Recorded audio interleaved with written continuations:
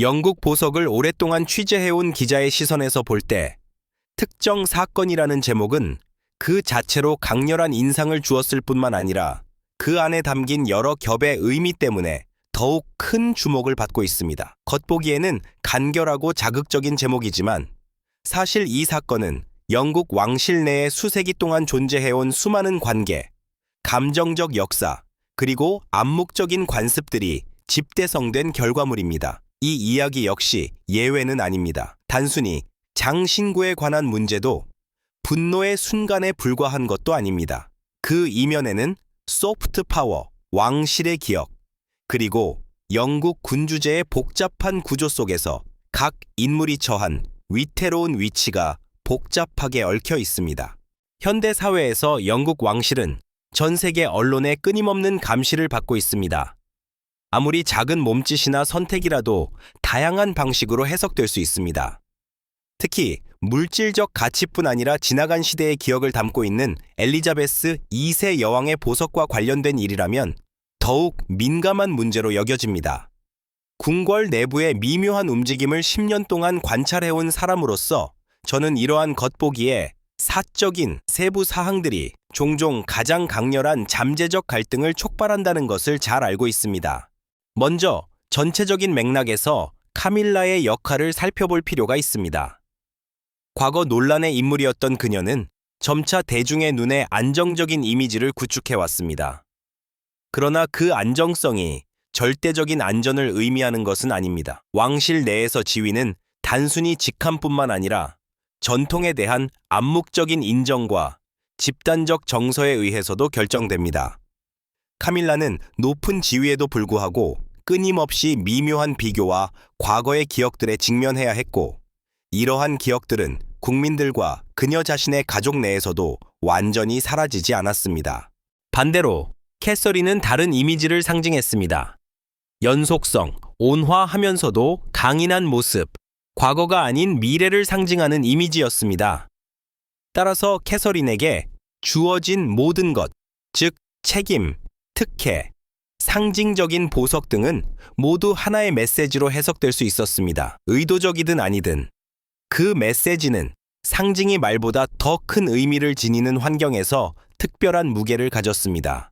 이 이야기에서 알렉산드라 공주는 세대 간의 가교 역할을 합니다. 엘리자베스 왕 대비를 직접 기억하는 사람으로서 알렉산드라 공주는 역사의 증인일 뿐만 아니라 왕실 보석이 상징하는 정신적 가치를 지키는 수호자이기도 합니다. 그녀가 예카테리나에게 왕 대비의 개인 보석을 선물하기로 결정했을 때 그 행위는 단순히 개인적인 애정 표현으로만 해석될 수 없었습니다. 왕실에서는 어떤 행동도 순전히 개인적인 것이 될 수 없습니다.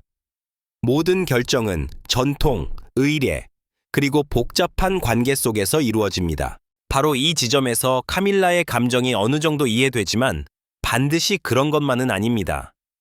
그녀의 분노가 있었다면 그것은 단순히 질투나 소외감에서 비롯된 것이 아닙니다. 그것은 왕실의 상징적 흐름에서 배제될지도 모른다는 더 깊은 불안감을 반영한 것입니다.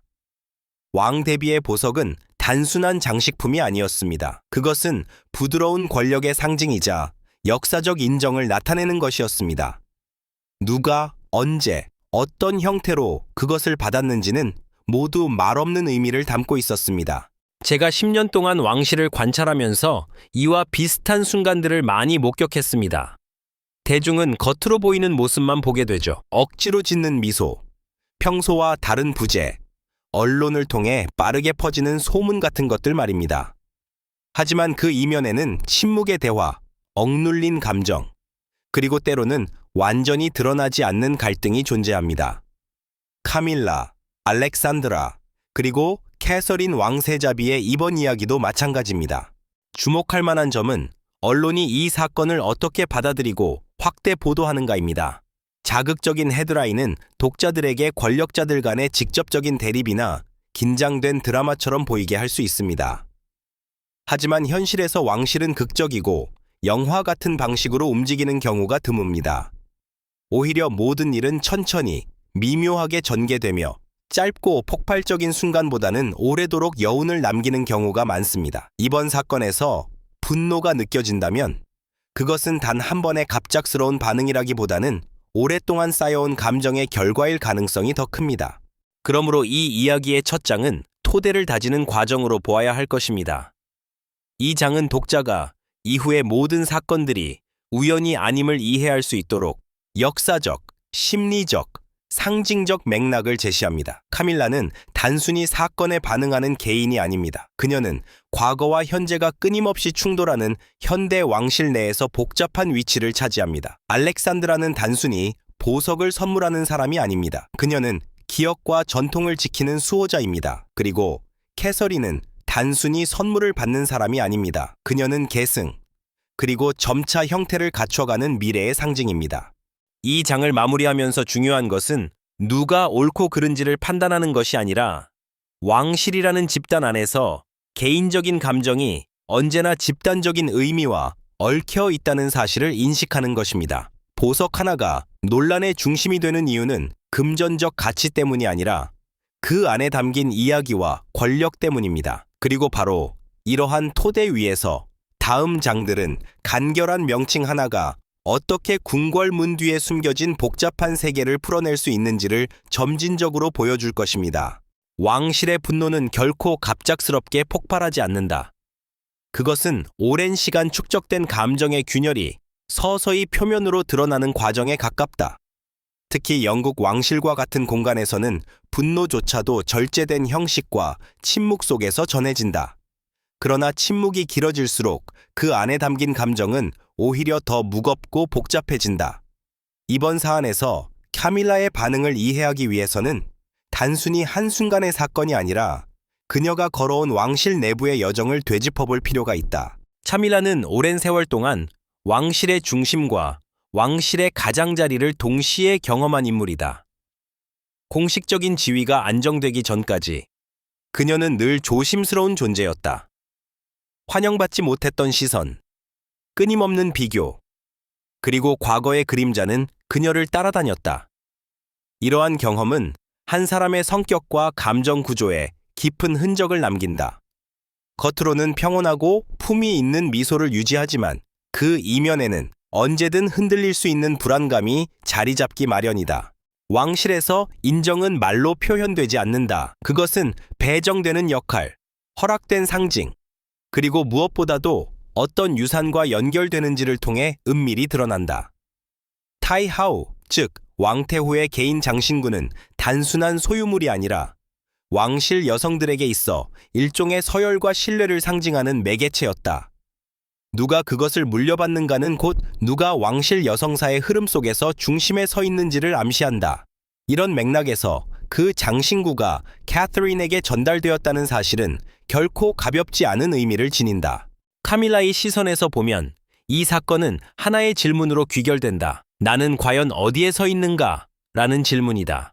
왕비로서의 공식적 지위와는 별개로 상징의 세계에서 그녀는 여전히 완전한 소속감을 느끼지 못했을 가능성이 크다. 왕실에서 상징은 말보다 강력하다. 말로는 아무도 그녀를 배제하지 않지만 상징이 그녀를 비켜갈 때 그 침묵은 오히려 더 크게 울린다. 캐서린의 존재는 이러한 감정을 더욱 복잡하게 만든다. 캐서린은 처음부터 왕실의 미래로서 조심스럽게 그러나 일관되게 준비되어 왔다. 그녀의 행보는 늘 신중했고 전통과 현대 사이의 균형을 유지해왔다. 이런 모습은 왕실 내부에서 높은 신뢰로 이어졌고 자연스럽게 그녀는 안정적인 계승자라는 이미지를 얻게 되었다. 장신구의 전달은 그 신뢰가 눈에 보이는 형태로 드러난 순간이었다. 그러나 이 신뢰는 누군가에게는 상실로 느껴질 수 있다. 카밀라에게 그것은 단순한 질투의 문제가 아니라 자신이 오랫동안 갈망해온 완전한 인정이 또다시 미뤄졌다는 감각일 수 있다. 왕실에서 감정은 사적인 영역에 머무르지 않는다. 개인의 감정은 곧 정치적 해석의 대상이 되며 공적인 의미를 부여받는다. 따라서 카밀라의 내면에서 일어난 동요는 곧 왕실 내부의 미묘한 균형 변화를 반영하는 신호가 된다. 흥미로운 점은 이러한 감정이 결코 공개적인 갈등으로 드러나지 않는다는 사실이다. 왕실은 갈등을 숨기는 데 있어 오랜 경험을 지니고 있다. 표정 하나, 일정 하나, 혹은 의전의 작은 변화만으로도 충분히 메시지를 전달한다. 카밀라의 분노 역시 고성이나 공개적 항의의 형태가 아니라 냉담한 태도나 침묵 혹은 비공식적인 경로를 통한 불만 표출로 나타났을 가능성이 크다. 왕실을 오래 취재해온 기자로서 나는 이러한 침묵의 언어를 여러 차례 목격해왔다. 언론에는 짧은 문장으로 요약되지만 그 이면에는 수십 년에 걸친 감정의 역사와 관계의 역학이 얽혀 있다. 이번 사건도 마찬가지다. 겉으로는 장신구 전달이라는 단순한 행위이지만 실제로는 왕실 여성들 사이의 상징적 위치를 재확인하는 장면이었다. 제2장은 바로 이 지점에서 의미를 갖는다. 이것은 카밀라 개인의 감정 분석에 그치지 않는다. 왕실이라는 구조 속에서 한 인물이 어떻게 자신의 위치를 인식하고 그 인식이 어떻게 감정으로 전환되는지를 보여주는 장이다. 분노는 종종 약함의 표시로 오해되지만 때로는 그것이야말로 한 사람이 자신의 자리를 얼마나 절실하게 지키고 싶어 하는지를 드러내는 증거이기도 하다.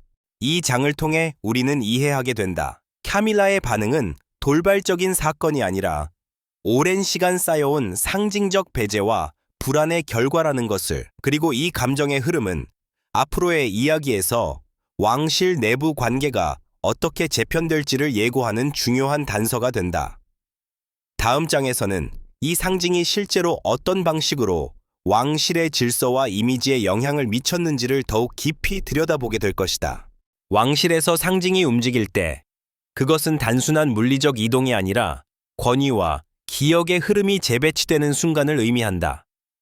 장신구라는 형태를 띠고 있지만 실제로 이동하는 것은 금속과 보석이 아니라 의미와 메시지다. 제3장에서 주목해야 할 지점은 바로 이 상징의 이동이 왕실 내부 질서에 어떤 파문을 일으켰는가 하는 점이다. 특히 타이하우의 개인 장신구가 캐서린에게 전달된 이후 왕실 내부의 공기에는 이전과는 다른 미묘한 긴장감이 감돌기 시작했다. 왕실의 질서는 법률이나 규정만으로 유지되지 않는다. 오히려 눈에 보이지 않는 관습과 암묵적인 합의가 그 뼈대를 이룬다. 누가 어떤 자리에 서는지, 누가 어떤 행사에 동반되는지, 그리고 누가 어떤 상징을 소유하거나 착용하는지는 모두 이 질서의 언어다. 장신구는 그 언어 중에서도 가장 직관적이면서도 강력한 수단이다. 한 사람이 특정 보석을 착용하는 순간 그 사람은 왕실의 과거와 현재, 그리고 미래를 동시에 몸에 두르게 된다. 카트린 A. 타이하우이 장신구를 받았다는 사실은 왕실 내부에서 조용히 해석되기 시작했다. 공식 발표나 설명은 없었지만 내부 관계자들 사이에서는 자연스럽게 하나의 인식이 형성되었다. 그것은 캐서린이 단순히 인기 있는 왕실 구성원이 아니라 상징적 계승의 중심에 더욱 가까워졌다는 인식이었다. 이러한 인식은 공개적으로 말해지지 않더라도 의전과 태도, 그리고 비공식적인 대화 속에서 서서히 굳어져 간다. 이 과정에서 카밀라의 위치는 더욱 복잡해졌다. 공식적으로 그녀는 왕비로서 확고한 자리를 차지하고 있다. 그러나 상징의 세계에서는 언제나 미묘한 간극이 존재한다. 타이하우의 장신구는 전통적으로 정서적 중심에 있는 인물과 연결되어 왔고 그 연결이 카밀라가 아닌 캐서린에게 향했다는 사실은 왕실 내부의 질서가 조용히 재조정되고 있음을 시사했다. 이것은 누군가의 지위를 박탈하는 선언이 아니라 미래를 향한 무게 중심의 이동에 가까웠다. 왕실을 취재하며 자주 느끼는 점은 이러한 변화가 얼마나 조용히 진행되는가 하는 것이다. 외부에서는 거의 감지되지 않지만 내부에서는 모두가 그것을 느낀다. 일정 배치의 변화, 좌석 순서의 미세한 조정, 혹은 특정 행사에서의 역할 분담은 모두 그 신호다. 캐서린이 장신구를 받은 이후 그녀를 둘러싼 기대와 책임 역시 자연스럽게 확장되었다. 이는 특권이자 동시에 부담이었다. 한편 알렉산드라의 선택은 이 질서 재편의 핵심적인 촉매 역할을 했다. 그녀는 단순히 개인적 호의로 장신구를 전달한 것이 아니라 자신이 기억하고 있는 왕실의 가치와 정서를 다음 세대에 넘긴 셈이다.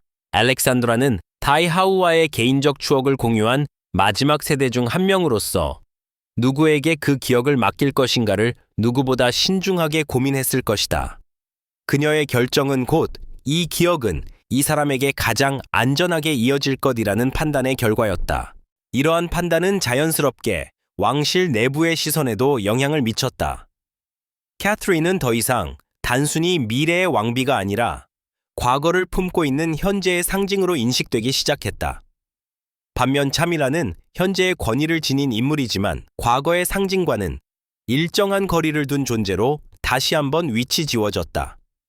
이 대비는 공개적으로 언급되지 않지만 왕실 내부에서는 충분히 인식되는 차이였다. 제3장에서 중요한 것은 갈등 그 자체보다 갈등이 만들어내는 구조적 변화다. 장신구 전달 이후 왕실은 여전히 평온해 보였고 공식 일정 역시 문제없이 진행되었다. 그러나 그 평온함 속에는 이미 새로운 질서의 씨앗이 심어져 있었다.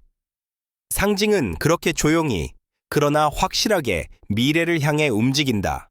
이 장을 통해 우리는 이해하게 된다. 왕실에서 한 가지 상징이 이동하면 그에 따라 사람들의 기대, 감정, 그리고 관계의 방향도 함께 이동한다는 것을. 카밀라의 감정 변화는 이 질서 재편의 부수적 현상이 아니라 그 변화가 실제로 작동하고 있음을 보여주는 지표다. 그리고 이 재편된 질서는 다음 단계에서 더 분명한 형태로 드러나게 된다. 다음 장에서는 이 변화가 외부 이미지와 대중 인식에 어떤 영향을 미쳤는지를 중심으로 이야기가 이어질 것이다. 왕실 내부에서 일어난 변화는 언제나 일정한 시간차를 두고 외부로 새우며든다. 그것은 공식 발표의 형태가 아니라 대중의 인식과 언론의 해석을 통해 서서히 윤곽을 드러낸다. 타이하우의 장신구가 캐서린에게 전달되었다는 사실 역시 처음에는 조용히 흘러갔지만 시간이 지나면서 언론과 대중의 시선은 점점 그 상징적 의미에 집중하기 시작했다. 이 과정에서 왕실의 이미지는 미묘하지만 분명한 변화를 겪게 된다. 언론은 왕실의 공식 언어보다 훨씬 직설적인 언어를 사용한다. 그들은 질문을 던지고 연결고리를 만들며 보이지 않는 의도를 추적한다. 캐서린이 착용한 장신구 하나, 공식 석상에서의 태도 변화, 혹은 차밀라의 일정에서 감지되는 작은 차이까지도 기사화의 대상이 된다. 이런 맥락에서 장신구의 이동은 단순한 가족 내 사건이 아니라 왕실의 미래 서사를 구성하는 하나의 장면으로 재해석되었다. 대중의 반응은 언론의 프레임을 통해 형성된다. 캐서린에게 쏠린 시선은 점점 더 긍정적인 기대와 결합되었다. 그녀는 전통을 존중하면서도 현대적 감각을 잃지 않는 인물로 묘사되었고, 타이하우의 장신구는 그러한 이미지를 강화하는 시각적 증거처럼 소비되었다. 과거와 현재를 자연스럽게 잇는 존재라는 인식은 대중에게 안정감을 주었고, 이는 곧 호감도로 이어졌다. 반면 차밀라를 향한 시선은 복합적이었다. 공식적인 비판은 드물었지만 기사 속 문장과 문장 사이에는 미묘한 질문이 자리 잡았다. 왜 그 장신구는 카밀라가 아닌 캐서린에게 갔을까? 이 질문은 직접적으로 던져지지 않더라도 독자들의 머릿속에 자연스럽게 떠오르도록 구성되었다. 왕실에서 상징의 선택은 곧 평가로 읽히기 마련이고, 그 평가는 공정하든 그렇지 않든 대중의 인식에 영향을 미친다. 흥미로운 점은 이러한 외부 인식이 다시 왕실 내부로 되돌아온다는 사실이다. 왕실은 대중의 반응에 즉각적으로 흔들리지는 않지만 결코 그것을 무시하지도 않는다. 이미지 관리와 신뢰는 현대 왕실의 생존과 직결된 요소이기 때문이다. 캐서린을 향한 긍정적 반응은 자연스럽게 그녀의 역할을 더욱 확장시키는 명분이 되었고, 카밀라에게는 한층 더 신중한 행보가 요구되는 환경을 만들었다.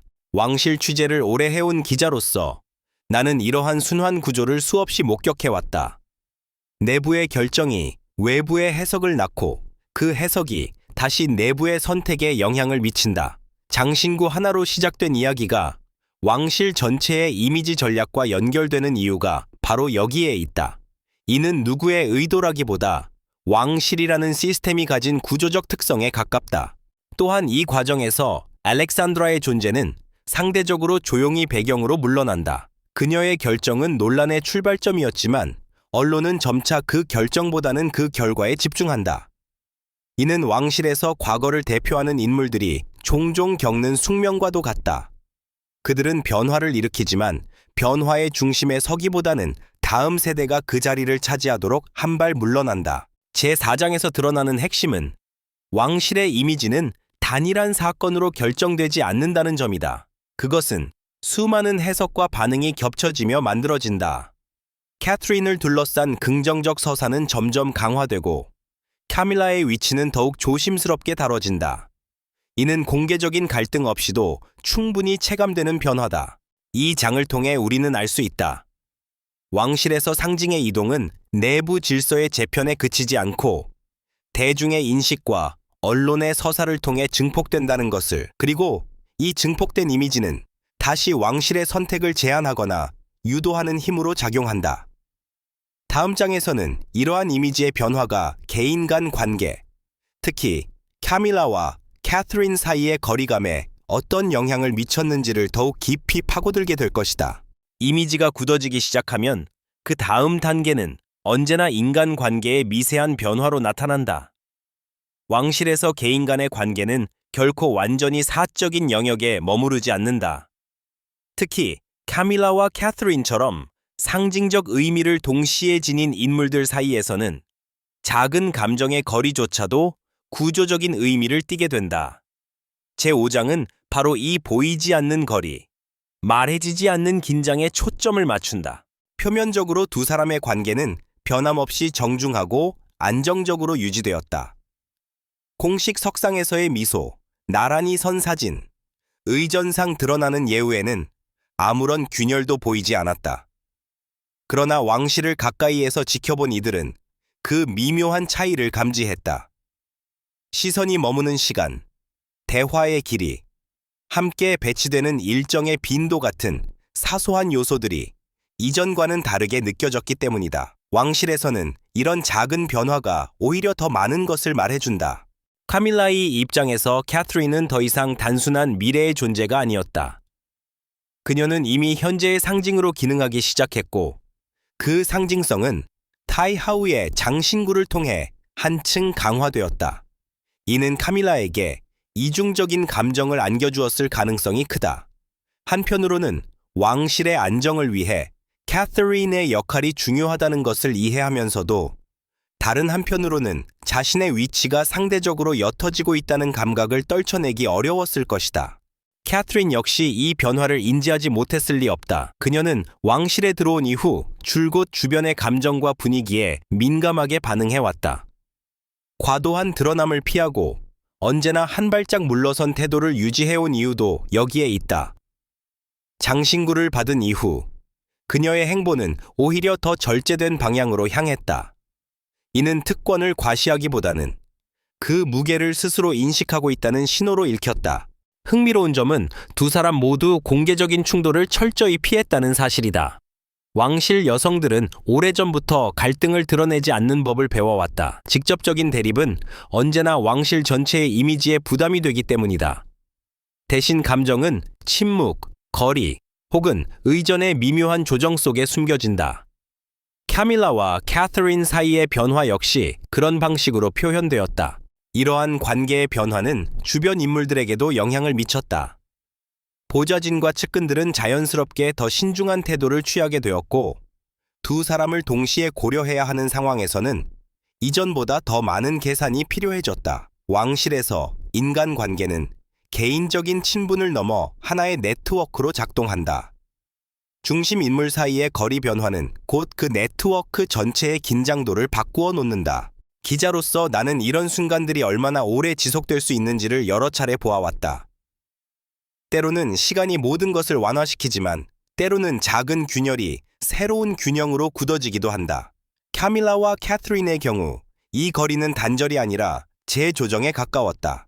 서로의 역할이 명확해지면서 관계의 성격 또한 이전과는 다른 형태로 자리 잡기 시작한 것이다.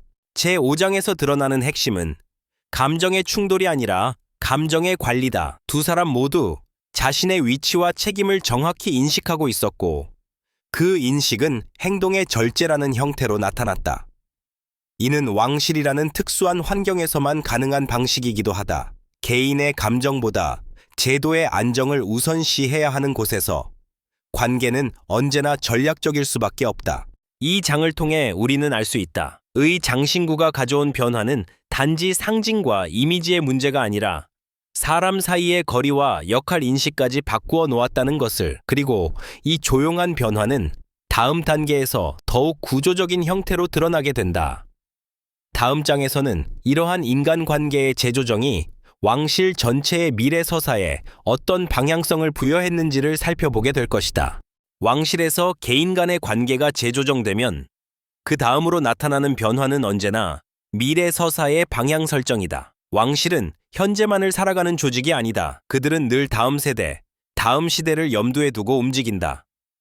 제6장은 타이하우의 장신구를 둘러싼 일련의 사건들이 어떻게 영국 왕실의 장기적 서사, 즉 누가 어떤 얼굴로 미래를 대표하게 되는가라는 질문과 연결되었는지를 다룬다. 현대 왕실에서 미래 서사는 단순히 혈통이나 서열로만 결정되지 않는다. 대중의 신뢰, 안정감, 그리고 상징적 일관성이 중요한 기준으로 작용한다. 캐트린이 장신구를 통해 얻게 된 것은 단순한 유산이 아니라 이러한 기준을 충족하는 인물로서의 확고한 이미지였다. 그녀는 과거의 유산을 조용히 품으면서도 그것을 현재의 언어로 해석할 수 있는 인물로 자리 잡기 시작했다. 이 과정에서 왕실 내부의 전략은 점점 더 분명해졌다. 캐트린의 공식 일정은 이전보다 더 대표성을 띠는 방향으로 조정되었고, 그녀가 참석하는 행사들은 전통과 지속성을 강조하는 성격을 띠었다. 이는 우연이 아니라 왕실이 그녀를 통해 전달하고자 하는 메시지의 일환이었다. 안정적인 계승, 흔들리지 않는 연속성, 그리고 감정적으로 신뢰할 수 있는 얼굴. 이 모든 요소가 하나의 서사로 엮이기 시작했다. 반면 차밀라의 역할은 다른 방향에서 재정이 되었다. 그녀는 더 이상 미래의 상징이 아니라 현재를 지탱하는 인물로서의 위치가 강조되었다. 자선 활동, 문화 후원, 그리고 왕실의 일상적 안정성을 보여주는 일정들이 그녀의 중심 무대가 되었다. 이는 역할의 축소라기보다는 분화에 가까웠다. 왕실은 두 인물을 경쟁 구도로 두기보다는 서로 다른 시간대를 대표하는 존재로 분리해 배치하는 전략을 택한 것이다. 이러한 분리는 겉으로 보기에는 조화로워 보이지만 그 이면에는 분명한 메시지가 담겨 있다. 미래는 캐서린의 이미지로 점점 더 설명되고 현재의 관리와 유지라는 역할은 차밀라에게 맡겨진다. 타이하우의 장신구는 이 경계를 시각적으로 명확하게 만드는 도구였다. 말 한마디 없이도 누구에게 미래의 기억이 맡겨졌는지를 보여주는 상징이 된 것이다.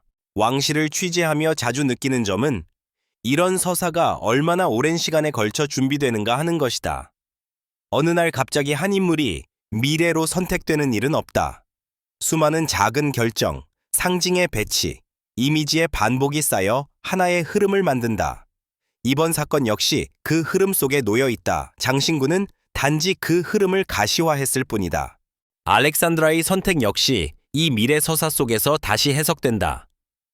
그녀는 과거의 기억을 누구에게 맡길 것인지를 고민했고, 그 결정은 왕실의 장기적 방향성과 맞닿아 있었다.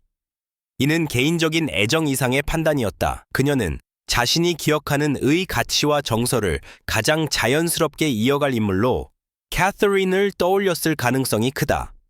그리고 그 판단은 결과적으로 왕실 전체의 서사와 조화를 이루게 되었다. 제6장에서 중요한 것은 갈등의 해소가 아니라 방향의 고정이다. 카밀라의 감정, 캐서린의 절제, 그리고 알렉산드라의 선택은 모두 하나의 큰 흐름 속에서 정렬되기 시작했다. 왕실은 이 사건을 통해 누군가를 배제하기보다는 각자의 역할을 시간의 축 위에 재배치했다.